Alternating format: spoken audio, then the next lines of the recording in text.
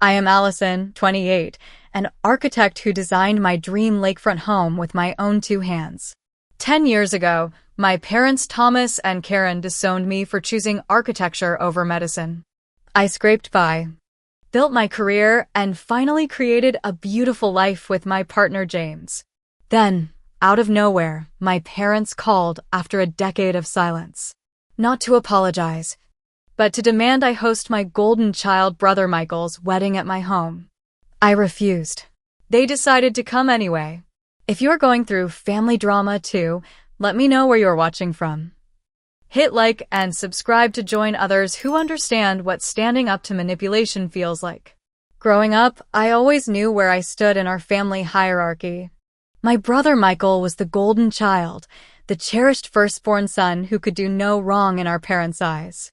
I was the academically gifted, but somehow perpetually disappointing daughter. My earliest memories are tinted with this imbalance. Michael's baseball trophies dominated our living room mantel, while my academic certificates were tucked away in a drawer. When I brought home straight A's, my father Thomas would nod and say, "That's expected." When Michael managed a B-, my parents celebrated with dinner at his favorite restaurant. Our home in suburban Connecticut was comfortable, upper middle class, and suffocating. Both my parents were successful physicians, my father a cardiologist and my mother Karen an anesthesiologist. Their expectations for their children were predetermined before we could even speak. Michael would follow my father into cardiology. I would become a pediatrician like my mother's sister. The problem began when I discovered architecture in high school. My art teacher, Ms. Reynolds, noticed how I would sketch buildings during lunch breaks. She introduced me to architectural concepts, gave me books on famous architects, and encouraged me to explore this passion.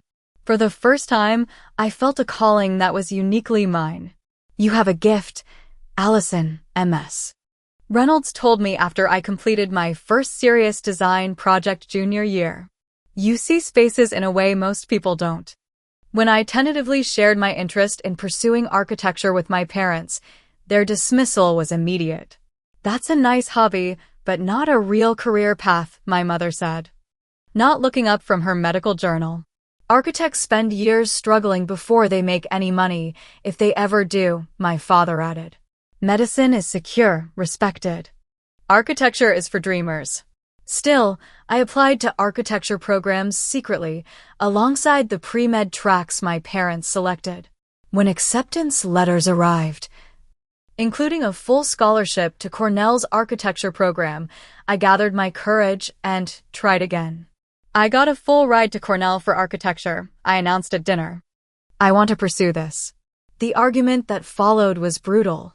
Words like ungrateful, selfish, and throwing away your potential were hurled at me. Michael sat silently, watching the destruction like it was a tennis match. The ultimatum came the night before college decisions were due. "Medicine or nothing," my father said. "We won't pay a cent toward this architecture fantasy. Your choice." I chose my dream. The next morning, I accepted Cornell's offer, hands shaking but resolute. By evening, my belongings were in garbage bags on the front porch.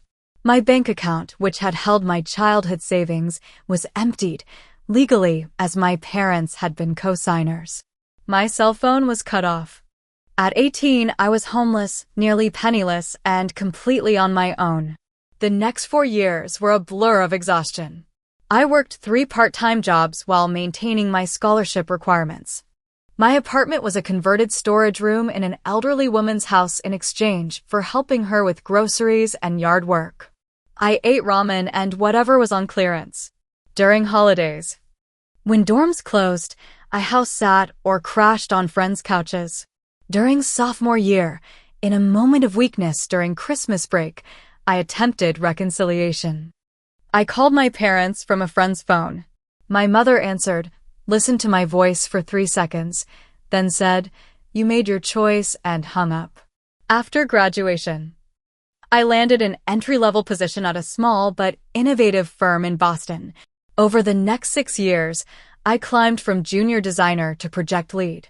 I saved obsessively, lived modestly, and at 26, purchased a neglected lakefront property an hour outside the city. Over 2 years, I renovated it into my dream home, a modern, glass and wood structure that balanced with the natural landscape. It was featured in 2 design magazines. Along the way, I met James, a structural engineer with kind eyes and a quiet confidence that balanced my intensity. He moved in last year. And for the first time since leaving home, I felt like I had a real family again. My career continued ascending. My newest project, a sustainable community center, was gathering attention in architectural circles. I had created a beautiful life from nothing but determination and talent. Then, on a sunny Tuesday morning, my office phone rang with a number I still recognized despite the passing years. "Allison, this is your mother." My heart stuttered. 10 years of silence broken by that familiar voice. Still crisp and authoritative. "Mom?" I barely whispered the word, forgotten on my tongue. "Yes, it's me. How are you?" The casual tone, as if we'd spoken last week instead of a decade ago, left me speechless. After an awkward pause, I managed, "I'm well." "Why are you calling?" A flicker of hope sparked in my chest. Perhaps illness had softened them. Perhaps they'd seen my work somewhere and felt pride. Perhaps 10 years was enough time for healing to begin. How naive that hope would prove to be. "We saw your home in Architectural Digest." My mother continued, her voice carrying that distinctive tone of forced pleasantness I remembered from childhood interactions with people she wanted to impress. "You did?" I was genuinely surprised. My parents had never shown interest in my work. "Yes, it's quite interesting. The lake setting is beautiful. That's actually why I'm calling." My grip tightened on the phone. Something in her voice triggered an old warning system inside me. "Michael is engaged," she announced. "To Rebecca Sullivan. Her family is quite well connected in Boston. Perhaps you've heard of Sullivan Development." I hadn't, but nodded as if she could see me. "Congratulations to Michael," I said cautiously. "The wedding is in 3 months." They had booked the Lakeside Gardens venue, but there's been a disaster. Flooding damage from the recent storms. They can't accommodate the wedding now. And everything else is booked. I remained silent, already sensing where this was heading. "Your property would be perfect. Right on the lake, plenty of space for tents. It would be such a help to your brother." Not a question. A statement. As if my property were a family resource, not my hard-earned private home. "Mom, I don't think that would work," I said carefully. "My place isn't set up for events and—" "Nonsense," she interrupted. "We saw the aerial photos. Your yard is plenty large enough. We'd bring in everything needed. You wouldn't have to do anything but allow it." The presumption stole my breath. Not "could we possibly," or "we know this is asking a lot." Just the expectation of compliance. "Mom, I'm sorry about their venue issues, but I'm not comfortable hosting a wedding. Especially not with—" I hesitated, then pushed forward. "Not with family I haven't spoken to in 10 years. "Oh, don't be so dramatic, Allison," she sighed. "That was all so long ago. This is about Michael's special day. No acknowledgement of their actions. No apology. Not even recognition that disowning your child might create some awkwardness worth addressing. I've already mentioned to Rebecca's mother what a lovely alternative we have. She's quite relieved." My stomach dropped. "You told them they could use my home without asking me first." "Well, I knew you'd want to help your brother. Family comes first, after all." The irony was so bitter I almost laughed. "Family comes first? You kicked me out at 18. Dad emptied my bank account. You hung up on me when I called at Christmas." A beat of silence. "That's all water under the bridge. This isn't about you, Allison. Don't be selfish." The familiar accusation hit its mark. I'd been called selfish for having my own dreams, for making my own choices, for existing as anything other than an extension of their expectations. "I'm sorry, but my answer is no," I said, surprised at how steady my voice remained. I can suggest some other venues that might have availability, or perhaps. Let me speak to your father, she interrupted, and before I could respond, my father's voice came through. Allison, this is ridiculous. Your brother needs your help. Dad, after everything we did for you, you can't do this one thing? This property of yours wouldn't even exist if we hadn't paid for your education. I blinked in disbelief. You didn't pay for my education. I had a scholarship. And I worked 3 jobs to cover the rest. You cut me off completely. We gave you 18 years of food, shelter, and opportunities. Now you have a chance to repay some of that debt. I felt a familiar tightness in my chest, the same sensation I experienced during childhood confrontations when my reality was twisted into something unrecognizable. My home is not available, I stated firmly. I'm sorry about Michael's venue problems, but I can't help with this. Can't or won't, my father snapped. Both, I replied honestly. I heard muffled conversation. Then my mother returned to the phone. Rebecca's parents have already told half the guests about the lake house solution. The invitations are being reprinted as we speak. You would embarrass the entire family by refusing now. I am refusing now, I said. And I'm not responsible for promises you made about my property without my permission. You'll see what happens when you're selfish, Allison. My father's voice came from an extension. Family remembers these things. The line went dead. I sat at my desk, shaking. All the old feelings of inadequacy and guilt rushed back. Was I being unreasonable? Selfish? Should I sacrifice my privacy and comfort for family harmony? That evening, I relayed the conversation to James as we sat on our deck overlooking the lake. They haven't spoken to you in 10 years, and their first contact is to demand use of your home. James asked, incredulous. No apology, no attempt to rebuild a relationship first. None, I confirmed. And they've apparently already told the bride's family it's happening here. James took my hand. Your parents created this situation, not you. You're allowed to have boundaries. I know, but I stared out at the water. I can't shake this feeling that they won't take no for an answer. James's eyes narrowed. What do you mean? They've never respected my boundaries before. Why would they start now? As the sun set over the lake, casting our home in golden light, I couldn't ignore the growing sense of unease. This wasn't over. A week passed with no further contact from my parents. I began to hope they had accepted my refusal and found another solution. Then the calls started. The first came from a catering company I'd never heard of. Ms. Hayes? This is Coastal Catering. I'm calling to confirm the menu selections for the wedding reception at your property on June 12th. I froze. There must be a mistake. I'm not hosting a wedding. Oh! The woman sounded confused. We have a contract for the Hayes-Sullivan wedding at 142 Lakeshore Drive. Is this not your address?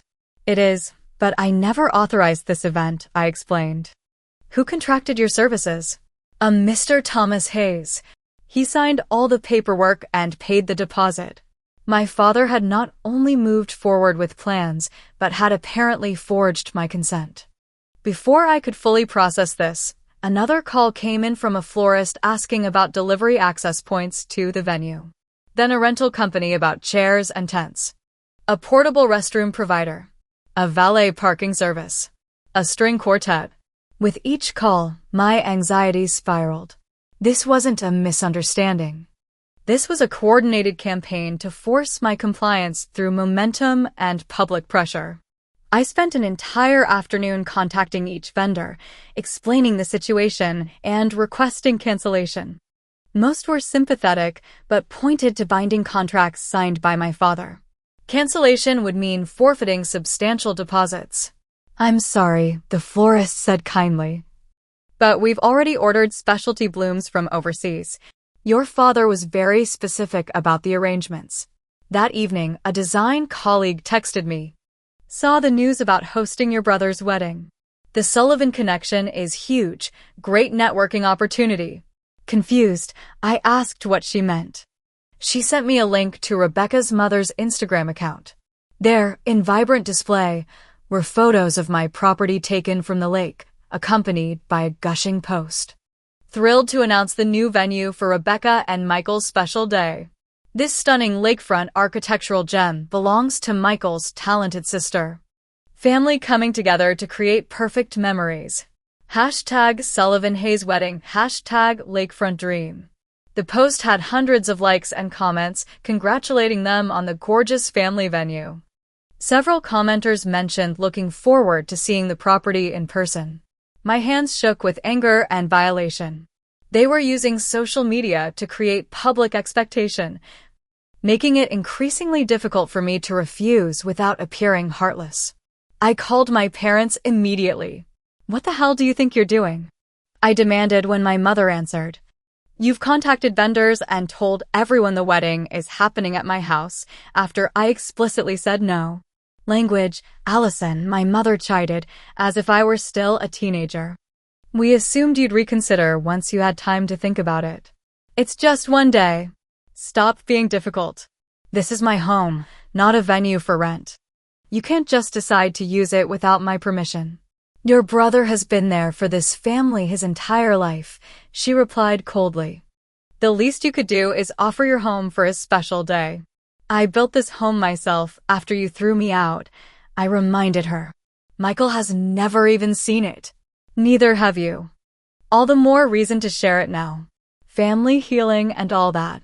Before I could respond, I received a text from an unknown number.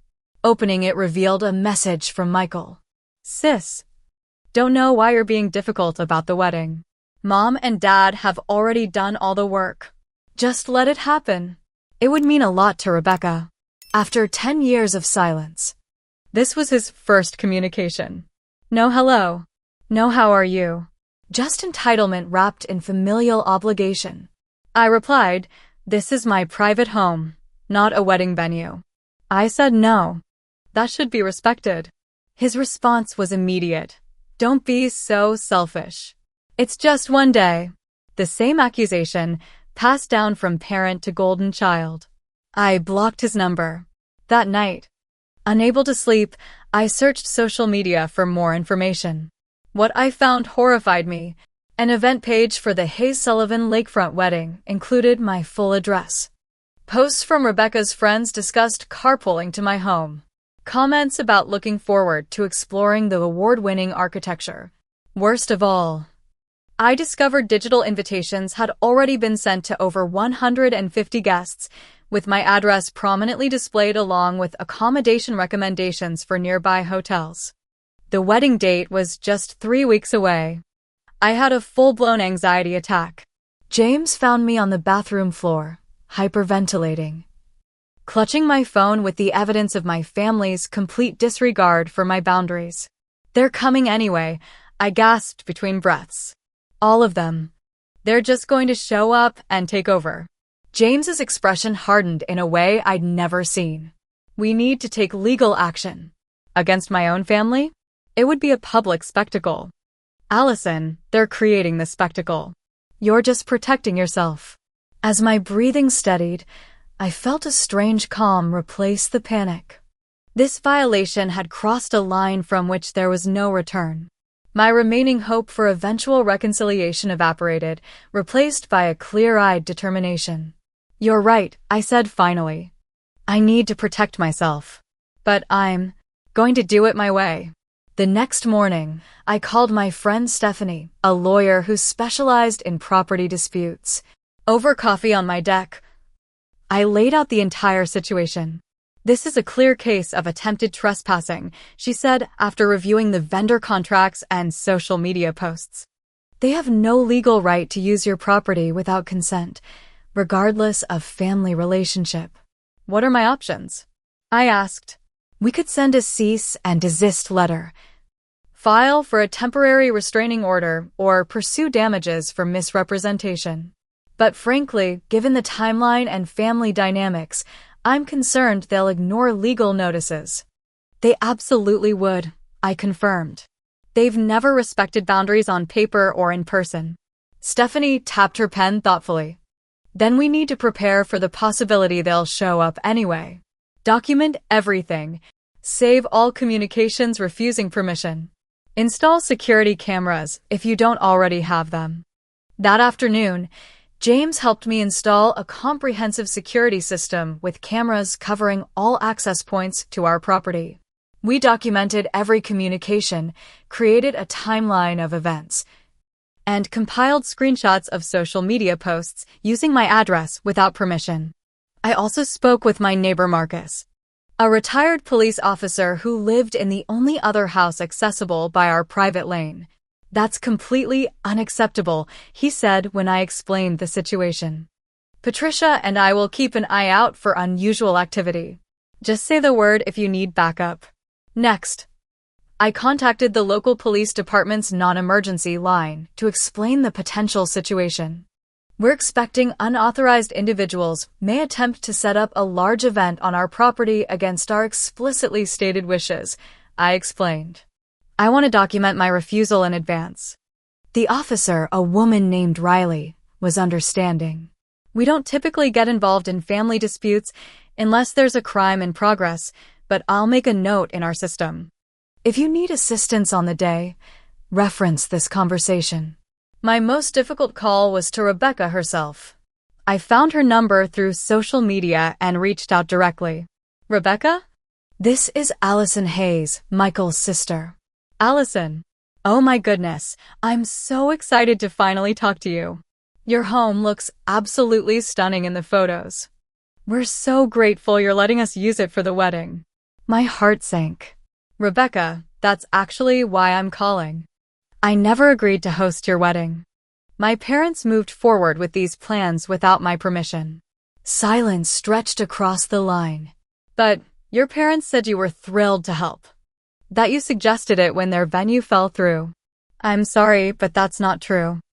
I explicitly told them no when they asked. I haven't spoken to my family in 10 years before this." Her voice became small. 10 years?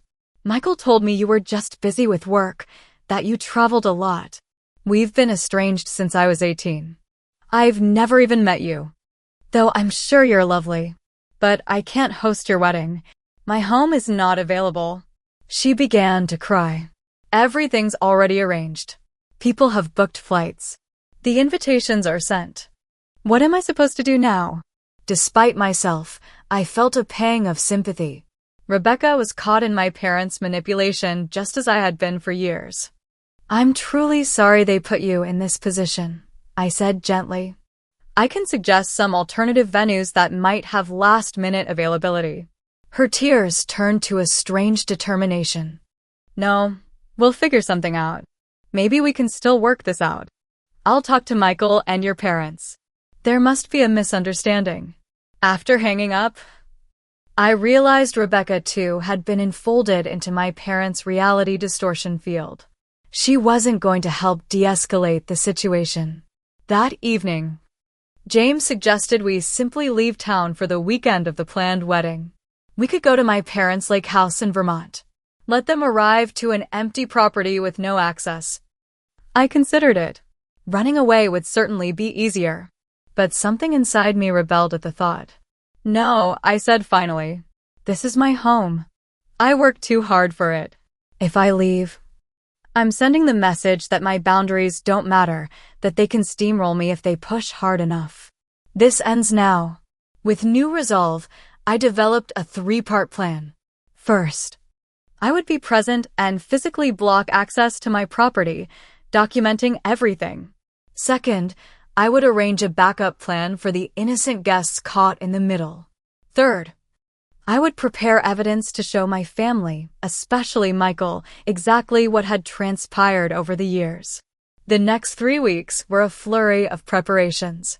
I took the wedding weekend off work. I collected and organized documents, photos, and recordings. I made arrangements with local businesses. I also assembled a support team of friends who understood the situation and were willing to stand with me. James, of course. My best friend Natalie. My colleague Drew. And neighbors Marcus and Patricia. As the wedding date approached, my anxiety returned in waves, but underneath it was a bedrock of certainty. For perhaps the first time since leaving home at 18, I felt completely justified in my actions. This wasn't about being difficult or selfish. This was about basic respect.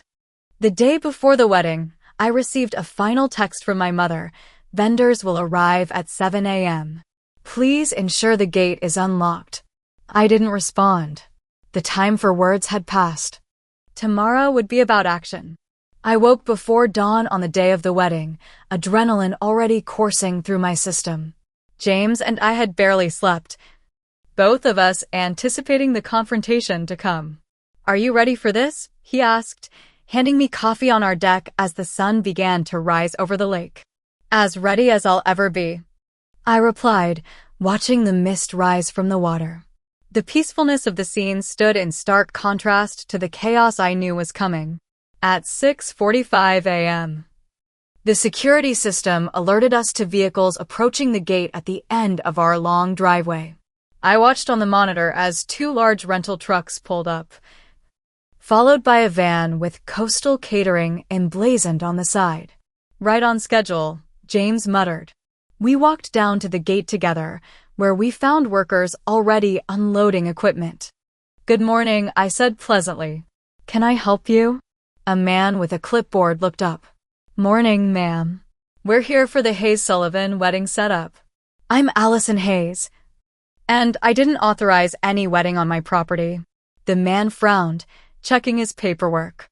"I have a contract right here, signed by Thomas Hayes for this address. May I see that?" I asked. He handed me the document, and sure enough, there was my father's signature where mine should have been. The authorization for property use had a signature that was clearly meant to pass as mine, but was obviously forged. "This isn't my signature," I explained, taking photos of the document with my phone. "I never authorized this event." "I'm sorry you've been put in this position, but there can't be a wedding here today." The catering manager looked distressed. "Ma'am, we've prepared food for 150 people. We have staff scheduled. The deposit's been paid." "I understand, and I'm truly sorry." "You should contact Thomas Hayes about the situation. He misrepresented his authority to use this property." As we were speaking, my phone rang. It was Rebecca. "Allison, we're on our way with the bridal party for pre-ceremony photos. The makeup artist is running late, but we should be there in about 30 minutes. "Rebecca," I said firmly, "as I told you before, I am not hosting your wedding. There will be no event at my home today. But the caterers, the rentals, everything is arranged." Her voice rose in panic. "Without my permission. I'm sorry you're caught in the middle of this, but you need to make other arrangements immediately." She began to cry. "What am I supposed to tell everyone? Where are we supposed to go?" Before I could respond, a car pulled up to the gate. My parents had arrived. "I have to go," I told Rebecca. "Please don't bring your wedding party here. You won't be allowed on the property." I ended the call as my parents stepped out of their luxury SUV. My mother was already barking orders at the confused vendors while my father strode toward me, his face set in the intimidating expression I remembered from childhood confrontations. "What is the meaning of this?" he demanded. "Why are these people standing around instead of setting up?" "Because I'm not hosting this wedding," I said calmly. "As I told you repeatedly. Don't be ridiculous, Allison. Everything is arranged. People are on their way." Arrangements you made without my permission, using contracts with forged signatures. My father's face reddened. "We are your parents. We don't need permission to use your property for a family event. Actually, legally, you do. This is private property, and you're not welcome here." My mother joined us, her perfect makeup already showing stress cracks. "Allison, stop this nonsense immediately. The minister will be here any minute. Rebecca's parents have invited the governor." "That's not my problem," I replied. "You created this situation by ignoring my clearly stated boundaries." More vehicles began arriving. Rental staff, florists, a photography team, and then guests in formal attire, looking confused at the collection of people and equipment clustered at the gate rather than on the property.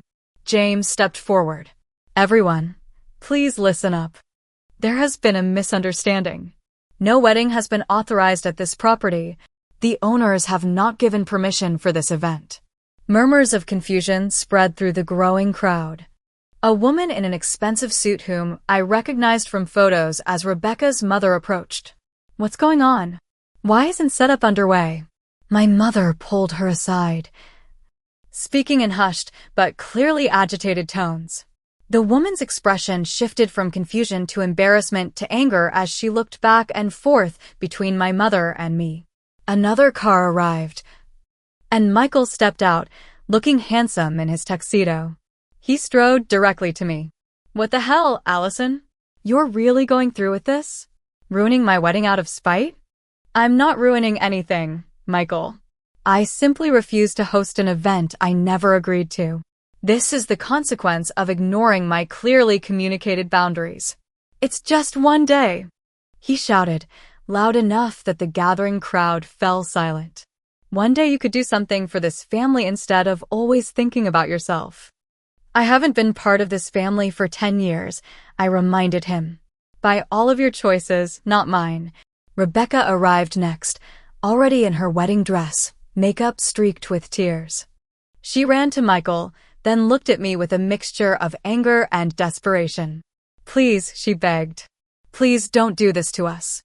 The crowd had grown to at least 50 people, all watching the family drama unfold with uncomfortable expressions. My neighbors Marcus and Patricia had appeared as promised, standing quietly near our property line in silent support. My father decided to take matters into his own hands. He stepped toward the gate, reaching for the latch. We're done with this discussion. The wedding is happening. I blocked his access. No, it's not. Move aside, Allison, he growled.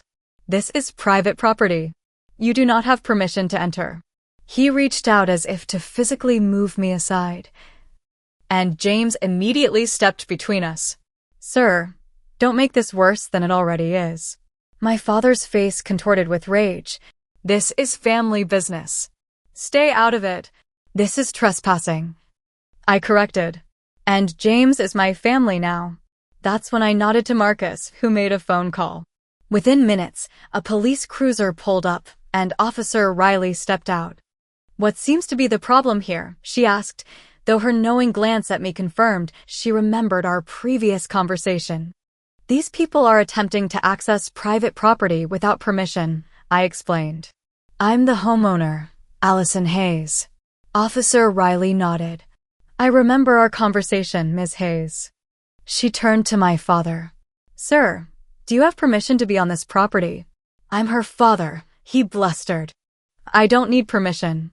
Actually, you do, Officer Riley corrected. That's how private property works. If the owner asks you to leave and you refuse, that's trespassing. This is absurd, my mother interjected. We have guests here, important people. The governor is coming. The governor would also need permission to enter private property, Officer Riley replied calmly. Now, I suggest everyone begin making alternative arrangements. MS. Hayes has made her position clear. As if on cue, 2 large charter buses pulled around the corner and parked on the wide shoulder of the road. What's this? My father demanded. I smiled for the first time that morning. Part 2 of my response. I may not be willing to host your wedding, but I'm not heartless. I turned to the confused crowd of guests. I've arranged alternative transportation to the Grand Lakeside Hotel, where their ballroom is prepared to host your ceremony and reception. All vendors have been notified of the location change. The buses will take you there now. Rebecca's mouth fell open. You arranged another venue. Yes, a proper one with staff and facilities for a wedding. I called in a favor with the manager, who happens to be a client. They had a last-minute cancellation. For a moment, relief washed over Rebecca's face. Then she glanced at my parents, whose expressions had turned thunderous. We're not going to some hotel, my mother spat. This is Michael's sister's home. This is where the wedding should be. Rebecca looked torn, but her father stepped forward. Karen, Thomas. I think we should accept Allison's solution. Our guests are arriving. They need somewhere to go. John, you don't understand, my mother began. I understand perfectly. Rebecca's father interrupted. You told us Allison had enthusiastically offered her home.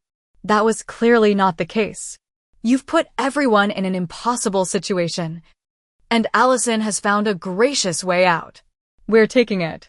He turned to the guests. Everyone, please board the buses. The wedding will proceed at the Grand Lakeside Hotel. We apologize for the confusion. People began moving toward the buses, some looking relieved, others still confused. The vendors started repacking their vehicles, calling their teams to redirect to the new location. Rebecca gave me a complicated look, part gratitude, part resentment, before allowing her mother to guide her toward their car. Michael stood frozen, looking between our parents and the departing wedding party. Michael, come on, Rebecca called. We need to get to the new venue.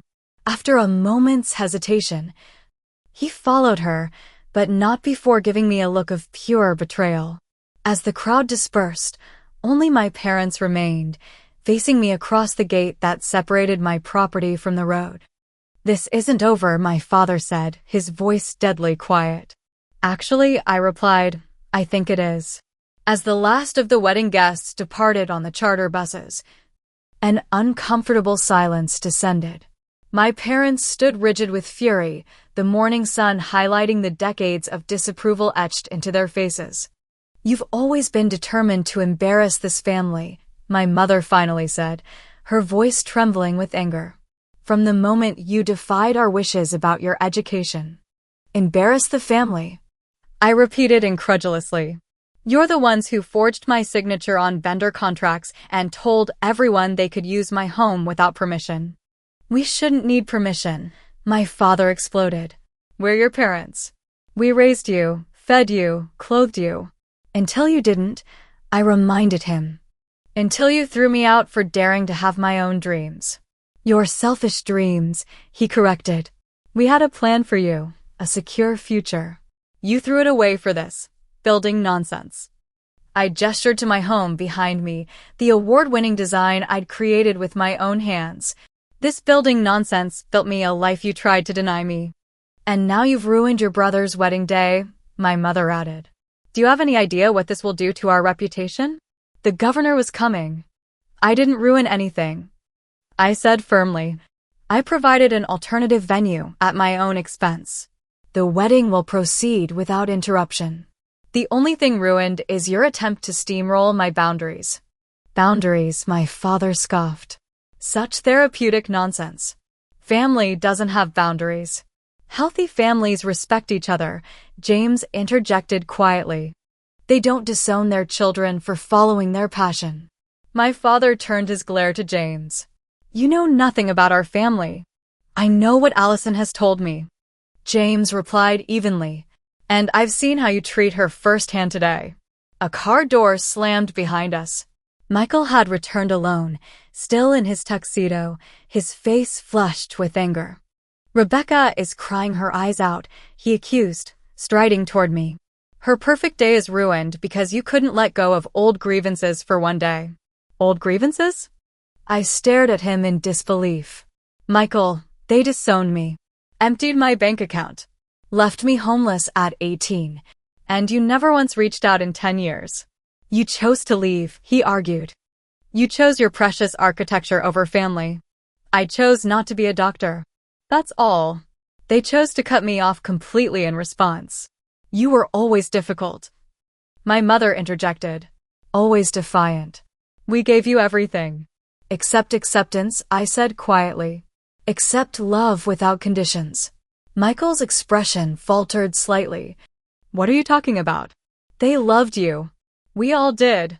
Did they tell you they emptied my college savings account? That I worked 3 jobs through school while maintaining a scholarship? That I lived in a converted closet and ate ramen for 4 years? You're exaggerating, my father dismissed. You always were dramatic. Actually, I said, I have proof. I nodded to James, who retrieved a portfolio from inside the house. This was part 3 of my plan, the evidence I'd been compiling for weeks. Michael, Have you ever wondered why I really left? Why I never came back? Let me show you. I opened the portfolio and pulled out a stack of childhood photos. Here's your 10th birthday. Remember that boat Dad bought you? Here's my 10th birthday the following year. I got a textbook on human anatomy. Michael frowned. That doesn't prove anything. I continued through the evidence. Report cards showing my straight A's next to Michael's B's and C's, with our parents' notes, expected on mine, great improvement, so proud, on his. Financial documents showing my emptied account. Photos of the tiny room I'd lived in during college. Screenshots of the Christmas text I'd sent that had been left unread. I tried to reconnect. I told him, multiple times over the years. Every attempt was rebuffed or ignored. Michael's certainty seemed to waver as he looked through the evidence. I didn't know. They said you wanted space. That you were focused on your career. They lied to you, I said gently. Just like they lied to Rebecca and her family about having permission to use my home. My mother stepped forward, her face contorted with rage. Enough of this performance. Michael, don't listen to her manipulation. She's trying to turn you against us on your wedding day. But Michael was staring at a particular document, a letter I'd written him 6 years ago that had been returned unopened, marked Return to Sender in my father's handwriting. Did you know about this? He asked our parents, his voice suddenly uncertain. She's always seeking attention, my father dismissed. We were protecting you from her drama. By hiding her letters to me, Michael asked. By lying about why she left?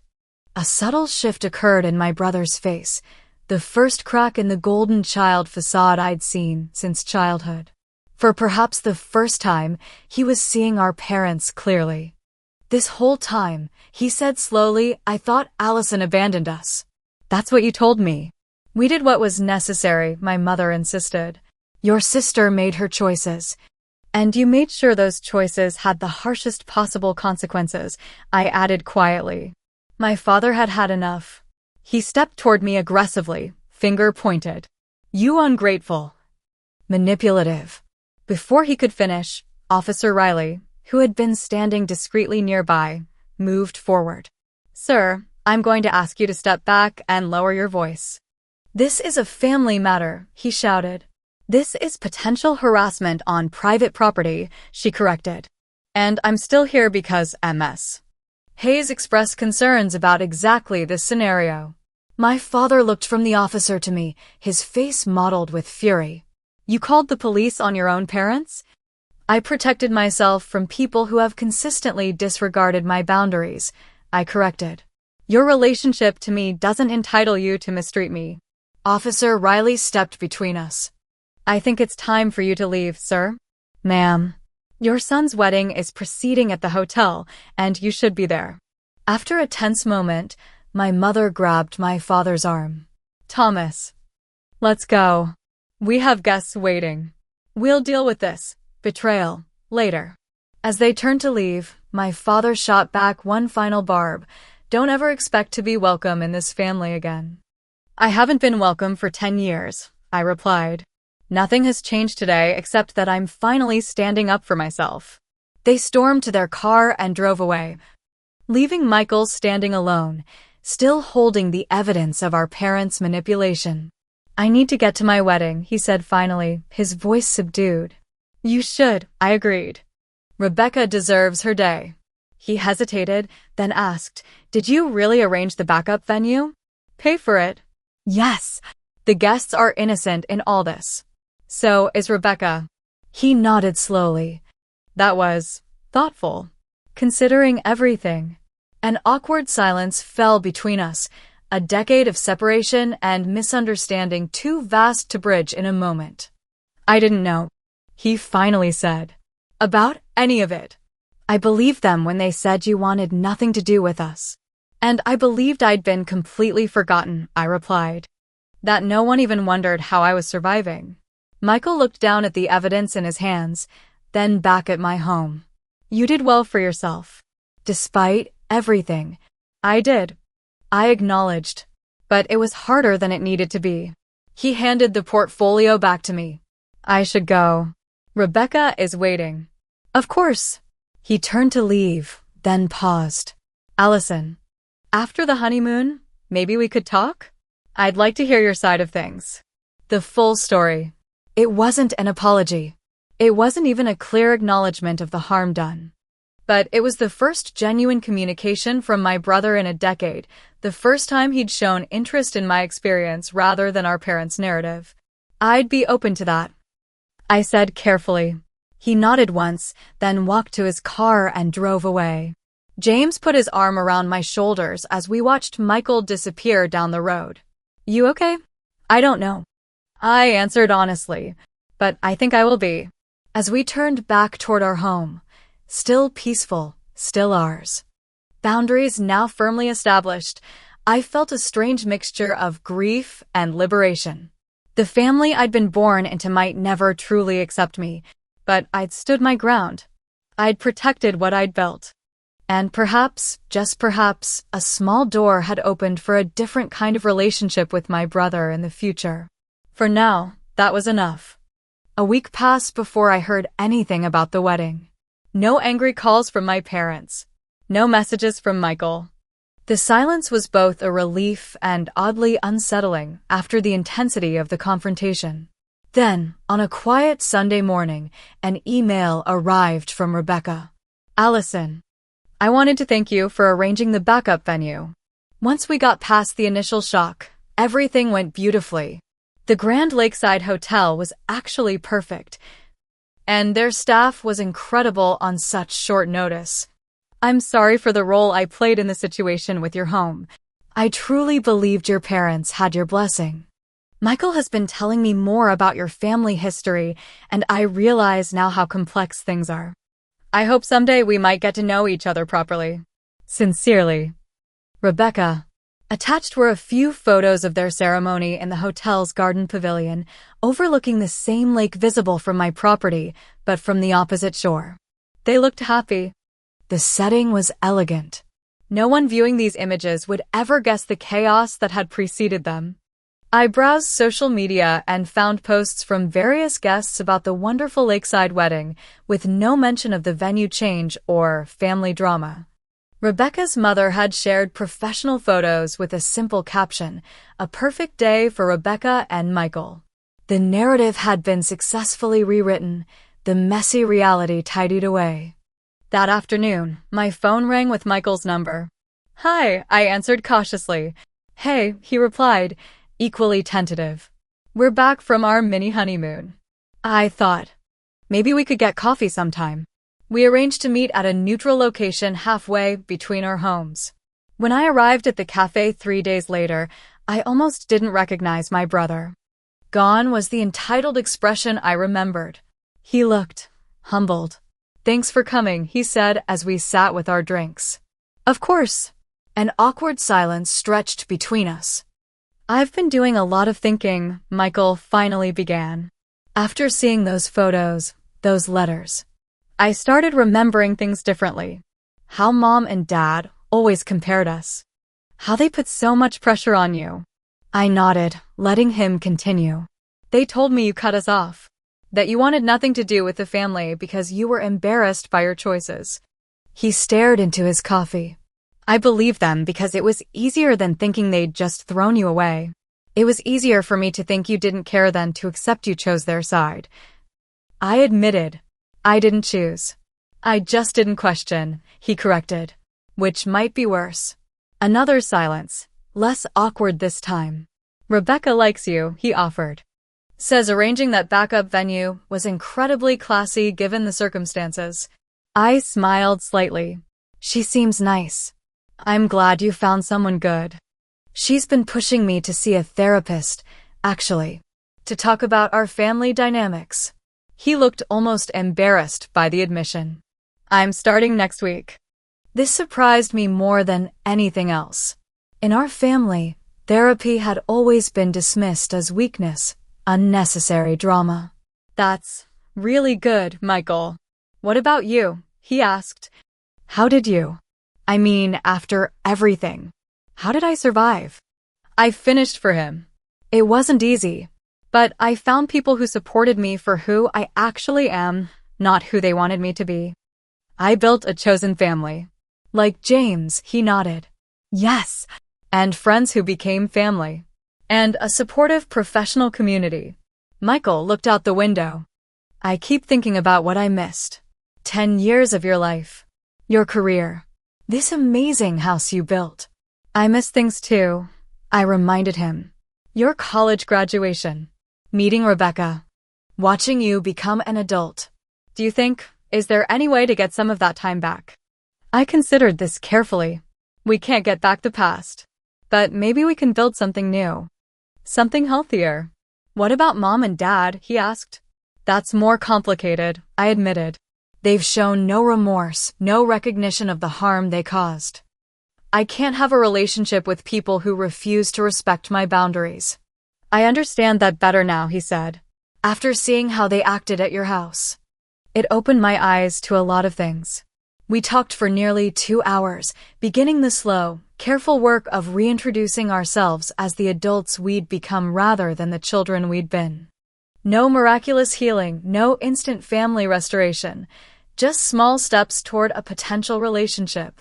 As the weeks passed, I threw myself into work, using architecture as therapy the way I always had. My community center project won a major sustainability award. The recognition brought new clients, bigger opportunities. James proposed on a quiet evening at home, with no grand gesture beyond his heartfelt words and the promise of building our lives together as equal partners. I said yes without hesitation. I also found a therapist specializing in family estrangement and began the deep work of processing my childhood and the recent confrontation. In group therapy, I met others with similar experiences, golden children and scapegoats, all working to understand the family dynamics that had shaped them. Healthy families adapt to their children's individuality. My therapist explained during one session. Unhealthy families demand children adapt to rigid expectations. This simple framing helped me understand.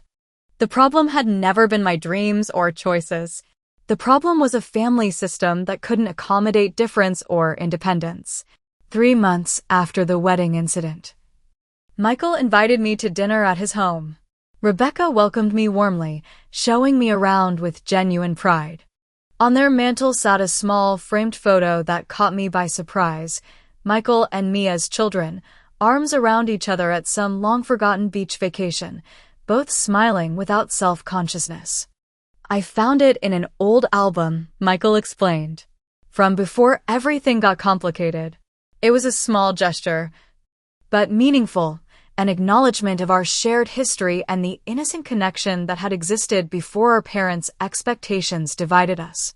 Our parents remained absent from my life, a fact that carried both grief and relief. Michael maintained his relationship with them but established new boundaries, refusing to participate in conversations that denigrated me or my choices. They don't understand why I'm suddenly taking your side, he told me. They probably never will. It's not about sides, I replied. It's about truth and respect. As I approached the 1-year anniversary of the wedding confrontation, I reflected on everything that had transpired and the lessons I'd learned. That family is defined by respect and love, not just blood and obligation. That maintaining boundaries isn't selfish, it's necessary for healthy relationships. That sometimes reconciliation isn't possible, but healing still is. That standing up for yourself can be terrifying but essential. That the story we tell ourselves about our worth shouldn't come from those who failed to see it. I had designed and built a beautiful home, but more importantly, I had designed and built a beautiful life, one founded on authentic relationships, meaningful work, and the courage to protect my own worth. In architecture, the strength of a structure depends on its foundation. In life, I discovered the same principle applies. By removing the cracked foundation of conditional acceptance and rebuilding on self-respect and healthy boundaries, I created something both beautiful and enduring. Have you ever had to establish difficult boundaries with family? What helped you find the courage to stand firm? I'd love to hear your stories in the comments below. If this resonated with you, please like, subscribe, and share with someone who might need to hear that standing your ground isn't selfish, it's self-preservation. Thank you for being part of this journey with me. And remember that the family you choose can be as meaningful as the family you're born into.